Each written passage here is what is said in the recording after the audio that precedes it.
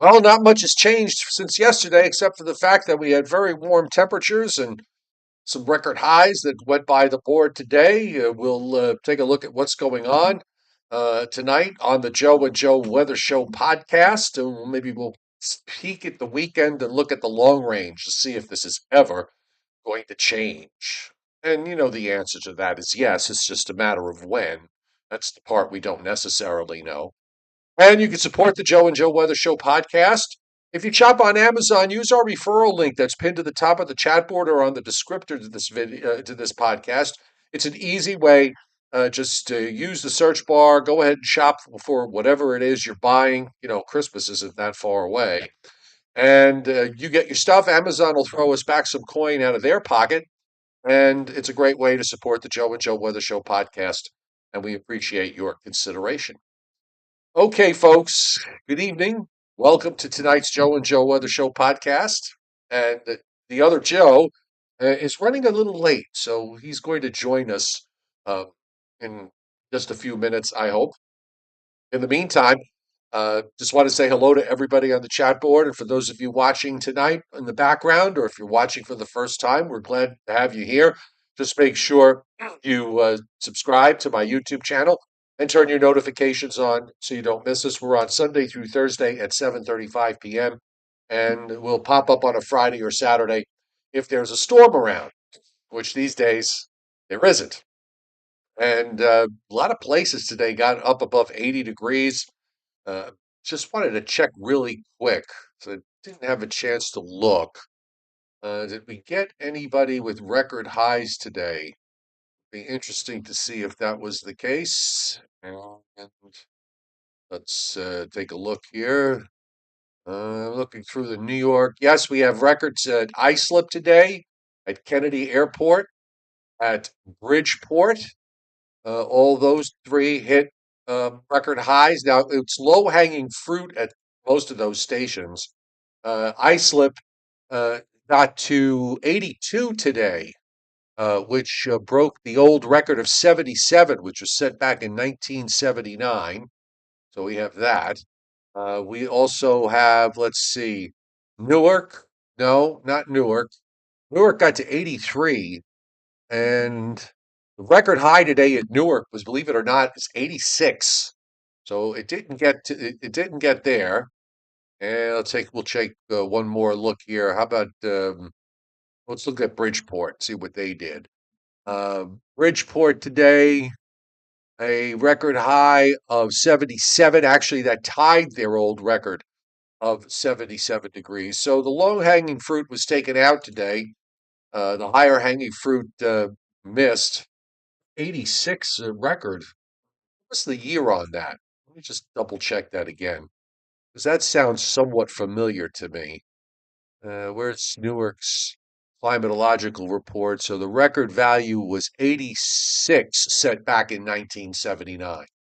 Okay, so I was a youngin at that point. So anyhow, we're kind of in the same place that we were yesterday. I mean, there really isn't a whole lot that's changed with regards to uh, the overall outlook. We've got one more warm day here across eastern Pennsylvania to southern New England before we do have a cold front that's going to come through. I suppose we could just mention that there's the outside chance that somebody gets a teeny tiny shower out of it. But for the most part, that front is going to go through dry. And after that, we're going to cool down, and we're a little bit of a change in the pattern because the upper ridge in the eastern seaboard is sort of getting flattened out. So we're getting a couple of cold fronts that'll come through. Another one's set to come through probably sometime on Saturday, and that'll bring in another shot of cooler air. We'll call it cooler air for Sunday and Monday. That shot looks like to be a little slightly more impressive than this lead shot. And then after that, it looks like we're going to have another big warm up during next week as the ridge in the east rebuilds, taking us through Halloween. And when we look at what's going on, at least across the country, this is as bare a watches and warnings map that I think I have ever seen.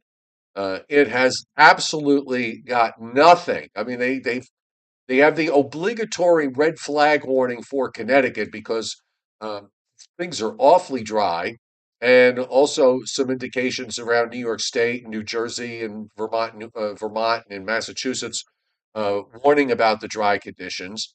And other than a few frost advisories and uh, freeze watches that are up for parts of the West Coast, the Northwest Coast, because you've got a deep trough that's in the western part of the United States. Nothing, no flash flooding, no severe weather. You look at the satellite, is very unimpressive. Oscar is no more as a tropical system. It is pretty much getting absorbed by low pressure that is developing not too far from Bermuda. So that's going to go out to the north and east. You can see conditions across the Gulf of Mexico pretty quiet. Getting some tail end clouds from Christie, which I believe, I'll give this a check. I believe Christie on the Pacific side, which was Nadine when it was in the when it was in the Caribbean. Actually, now Christie is a hurricane, and that's out at 14.7 and 108.5, moving west at 18. I mean, it's going out. It's actually forecast to become a major hurricane overnight and early Wednesday, and then continue west, and then gradually turn west northwest. And you can see that by the time we get to Sunday, they have it as a weakening tropical storm up in north of 20 degrees north. So it's not like this thing is going to go to Hawaii. It's just pretty much in the Pacific graveyard, and it's done. But back to the U.S. satellite, we're seeing lot of clear skies. And by the way, one of the big differences is, well, Joe's coming on now, so we could talk about this with him. He will be on the screen momentarily. So let's there show everybody that Joe Rayo is here. You know, Joe, they were about to send out an APB for you. I appreciate that. Yes. Um, so I was just about to point out that what's a little unusual with this particular warm up in the Northeast, the nights have actually been rather chilly. I noticed that a lot of the morning lows this morning away from the warmer urban areas were all down in the 40s. Because normally when you get into a situation like this, the nights start to get really warm and the air gets very stagnant.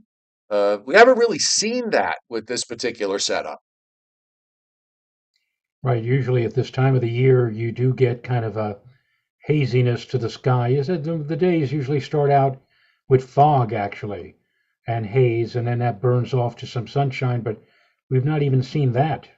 We've had clear nights and sunny days, and I guess that's going to continue for a while.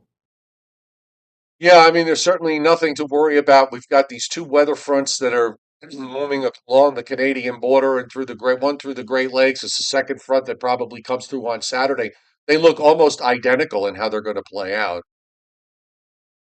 Yeah, the Saturday system will just be kind of I guess, a reinforcing shot of the chillier air that'll be moving in here late tomorrow night and early Thursday with the passage of that first front.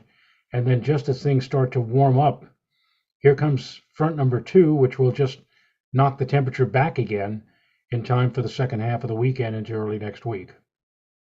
All right, so satellite's pretty quiet from Maine to Florida. It's pretty much mostly clear. Little dots of cloud cover down in South Georgia and in Florida, just tiny little things. A little bit of Q perhaps, and it's pretty clear across the southern half of the United States, all the way to central and southern California. The only place where there's even some cloud cover up in the Dakotas, northern Minnesota, into northern Wisconsin, and the upper peninsula of Michigan. And you've got some moisture that seems to be streaking in to northern California and into Oregon. And as we check out the radar, very little going on. I mean, look at the showers here that we got in around the Great Lakes with this cold front. Is it's really, I think it's just incredibly unimpressive. There's no Gulf moisture. The Atlantic is closed off. So you're working with, you're working with such bare bones moisture everywhere across the United States. And I doubt you're going to be able to squeeze more than a few hundredths out of this stuff. Yeah, it was a strange thing this morning. My weather station recorded somehow or other 2/100ths of an inch of precipitation today, and I have absolutely no idea why it did that, but it did. It also recorded a high of 82, so it was an Right. unusually warm day out there today. Well, your tipping spoon is always giving you an issue, isn't it? Yeah, but could possibly have been a little bit of moisture in the tipping spoon, but what would have caused it to tip? So A I, squirrel? I don't know. All right, no organized severe. This is going to be one of this is the shows are getting easier this week as we move along. No severe weather across the United States. They actually have a marginal risk for Thursday. Where? Okay, a small area in northern Missouri and southern Iowa. This is for Thursday. This is for Thursday into Friday. So this is with that second front that will be approaching probably Friday night, early Saturday morning across the Northeast and northern Mid-Atlantic states. You're going to have to hope that the shower activity with the second front is slightly more robust because maybe you could squeeze out a couple of hundreds, which is why WPC has this little teeny tiny area of green, well, very, very light green, which is 0.01 to less than 0.10. So, except for a patch of a half to three quarters in eastern Iowa, northern Illinois, and southern Wisconsin, and you have to go inside Lake Superior and on the Canada side to find a half to three quarters of an inch there. And you've got some patchy areas in the northern Rockies and in the Pacific Northwest. So it'll probably be mountain snows and valley rains in this area in this particular area, and the rest of the country, pretty much all sitting in an area where no rain is forecast for the next 7 days. So that will take us to next Tuesday night. So what's going on in the upper air? Well, we're in this ridge position here in the east. I mean, that's pretty clear. There's an upper high off the southeast coast, and you've got some Canada energy that's flattening that ridge out. So we get front number one to come through and move out to the east. Then that pulls out. There's another trough swinging around from Hudson Bay to the Great Lakes. That brings a front through here probably Saturday morning sometime, and a shot of cooler air behind that. And then what happens? That lifts up. Deep trough drops down into the west. So another big ridge builds next week. I think we could see, you know, but after that second cold shot, Joe, it probably will make another run for 80 next week in for next Wednesday and Thursday. For Halloween is next Thursday. It was like going to be a warm Halloween. We've known some Halloweens that have been abnormal. In fact, the last Halloween that you and I worked together at FiOS One, I think that was in 2019. The there was actually severe weather. We had on that Halloween we had tornado or tornadic conditions that were uh, set up Yes. for the tri-state area, and maybe it was not necessarily abnormally warm as we may see next week, but that was an unusual. And we've known also of weird Halloweens when it's been abnormally cool or even verging on winter-like cold. And of course, need I also point out 1991, the famous Halloween storm or Right. perfect storm, which for landlubbers, that storm really was hardly anything. But if you lived anywhere along the Long Island or New Jersey coastline, and especially so up toward New England, that was certainly a memorable storm. But well, it doesn't look like we're going to have anything like that this year either, Joe. Nope, not at all. So once that ridge plays out, then we're into the month of November. Now, this is where we start to see more important changes with the upper air pattern. Jet stream's becoming, if this is correct, and we don't know that it is, but if it is correct, we are going to probably start to see a change here in the overall weather pattern. It probably certainly will turn more seasonal, and maybe At some point might even go colder than normal, depending on how the trough sets up in the east. Looks also kind of blocky during the first week of November, which is rather interesting. The other thing I want to point out too is that, with this situation with this upper high next week that's going to be off the East Coast, it means that pressures are going to be low once again in the Caribbean, and it would not surprise me if we see another tropical storm develop. Although Free Run has done something different with this, so expect this to continue. I don't know if you saw the overnight runs, but we had one overnight run, Joe, and actually the two overnight runs were trying to shoot this thing up the East Coast, uh, you know, for Election Day. On the zero Z run, it was almost in Sandy-like fashion. But again, you're going to see the models do this in the next couple of days, over the next week, until they can sort of get all the cobwebs out and figure out what exactly is going to happen. But clearly, when you're going to have a lot of changing going on in the upper atmosphere, it's probably going to, it's going to create some model chaos going forward.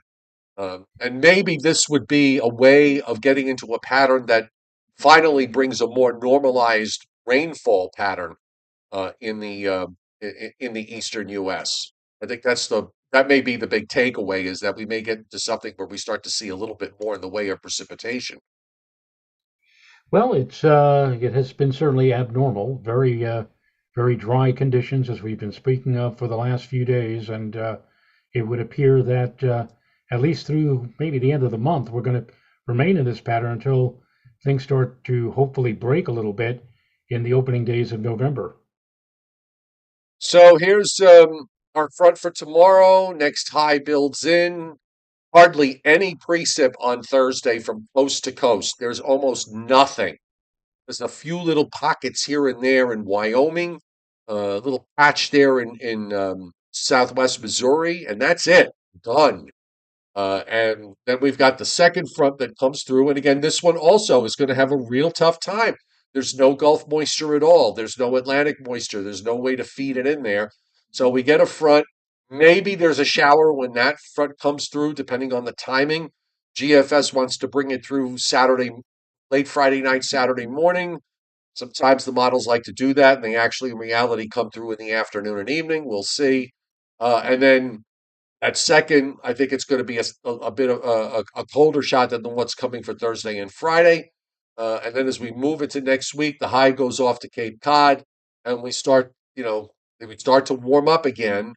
Another front approaches next Friday. That actually tries to get through with maybe the chance of a shower, setting us up for more dry weather for the weekend before Election Day. And of course, you see that the models are trying to figure out what's going to be going on in the Caribbean. But um, there's no, there's nothing here. There's, it's really odd that we don't even have anything of going on of consequence, even in the western part of the United States. That's the thing that strikes me about this. In spite of the fact that there's a deep trough out there in the western part of the United States, there's not a whole lot happening. Well, enjoy it. Well, we got to know what will happen, down the road, maybe in January or February. We'll be thinking back with great affection to this particular time frame, saying, remember, we didn't have anything to really talk about when it was very quiet, and now here we are with the umpteenth uh, uh, nor'easter or another round of snow or very cold weather. So you don't know whether or not we're going to make payment on this in the foreseeable, or sometime in the upcoming future. But right now, as Alan Casper would say, when it's boring for us, it's great for all of you. Yeah. Okay, let's do a little bit of Burler Jeopardy. And we're still on this October average lows. So we're going to start with Pittsburgh. I would say for Pittsburgh, how about 48? Um, Not bad. It's a little high. It's a little 48's a little bit high. Anthony 56 is way too high. Mr. Melander's at 47. Oh, Chuck Cardillo. Oh, are you knocking on the door at 45? And Frank Scolari are a little too low at 41. Keep the guesses coming, folks. Vincent Croce gets it, Joe. 44. 44 for Pittsburgh. How about Rochester, New York? One of these days, he's going to put Rochester, Minnesota on there. Well, for Rochester, New York, if it's 44 in Pittsburgh, maybe we can say 46 in Rochester. A little too high. Anthony, Coin Pig, Frank R. You're right at the door at 41. Mike Waterhouse, you're on the other side of the door with Birder Lady and Chuck Cardillo at 43. And Tyler Fienga gets it at 42. 42 is the correct answer. San Antonio, Texas. Oh dear. How about uh, how about 61? Oh, oh, oh. You could not, you are so close. I want to give it to you. You're so close. Tyler Fienga again nails it at 60. 60. San Diego, which is behaving like New York these days. San Diego. San Diego. San Diego. Uh 62? Very close. Very close. Not as close as you were with the last one, but still very close. Frank Scalera's too low at double nickels. Carol DeCara's too high with boxcars. But oh my God, Tyler, ring the bell for Tyler. He's got three in a row here. 60. I should do 60. bell ringing for that. Yes. For Tyler. There you go, Tyler. Nice And the service. last one tonight is up the coast from San Diego. We have another San. It's San Francisco. Oh, I Or, was, or as in I Love Lucy, it was San Francesca. yeah. How about 54? Ring the bell for yourself, Joe. 54 How is the correct answer. Coin Pig and Patrick Dorsey and Anthony, and congratulations to us all. Yes. And the bonus is Montreal, Canada. Oh, there's a bonus. Yes. There's a bonus. How about for Montreal? I'd say 43. That's a good guess. It's a little high, but it's a good guess. Mark G, you're closer at 42. Anthony, you're also closer at 42. Chuck Cardillo, you're a little low at 39. And Frank R and Vincent Croce gets the Montreal at 41. 41. And do you know what WCBS news time is, Joe? It is 8:01. It's 8:01. Oh yeah, just click to 8:01. My thing said 8 o'clock. So I think we're going to wrap it here because, you can't make a silk purse out of a sow's ear, and we're sort of at that point. There's just not a whole lot. I went through the record highs today. Looked like low-hanging fruit record highs because Newark's record high for the date was 86, which was set back in 1979. But Bridgeport, Kennedy, and Islip all hit record highs, and I'm sure there were some other record highs around other areas. Uh, I'm going to check Philadelphia really quick and see what they had. Uh, no mention of record highs at Philadelphia. Okay, so there's that. Let's go to Boston. I'll check Boston really quick, see if anybody in the box got anything there. I don't see any record highs up in Boston. And I'll just try one more. We'll look at Philadelphia. I'm sorry, at Albany.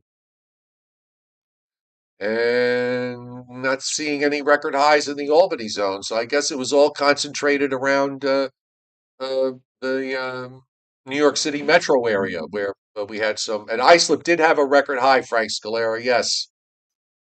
Again, these are a lot of the stations that did. Uh, and CoinPig set a record high day where he is in the UK. So everybody's having record highs. It's exciting. All right. Uh, Back tomorrow night at 7:35.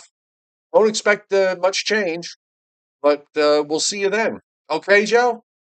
We'll be here. Nighty night, everybody.